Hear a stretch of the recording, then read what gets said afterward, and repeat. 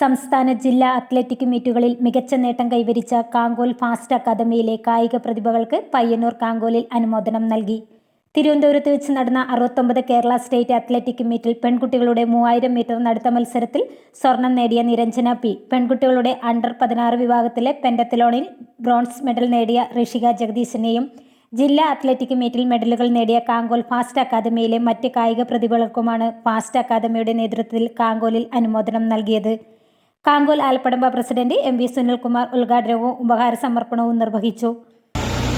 കായിക പരിശീലനത്തിൽ വരുന്ന മത്സരാർത്ഥികളുടെ ശാരീരികമായിട്ടുള്ള ആവശ്യകതകൾ അല്ലെങ്കിൽ ശാരീരികമായിട്ടുള്ള പ്രയാസങ്ങൾ മറികടക്കാൻ ത്രിതല പഞ്ചായത്തിന് എന്ത് ചെയ്യാൻ വേണ്ടി പറ്റും എന്നുള്ള കാര്യത്തിനകത്താണ് ഇപ്പോൾ ഒരു ചർച്ച നമ്മുടെ മുന്നിലേക്ക് ഇട്ടു വന്നിട്ടുള്ളത്.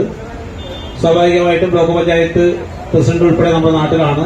നമുക്ക് ഈ പറഞ്ഞ കാര്യം ഒന്ന് ആശയവിനിമയം നടത്തി സർക്കാരിന്റെ മാനദണ്ഡത്തിനകത്ത് നിന്ന് ചെയ്യാൻ വേണ്ടി പറ്റുന്ന കാര്യങ്ങൾ നമുക്ക് ചെയ്തു പോവാം എന്നുള്ളത് തന്നെയാണ് പറയാനുള്ളത്. കാങ്കോൽ ടൗണിലെ കെ രാജൻ സ്ക്വയറിൽ നടന്ന പരിപാടിയിൽ ഗ്രാമപഞ്ചായത്ത് vice president K Padmini, PM Vatsala, P Radhakrishnan, A Karunakaran, KV Pavithran തുടങ്ങിയവർ സംസാരിച്ചു. First one news, Payyanur.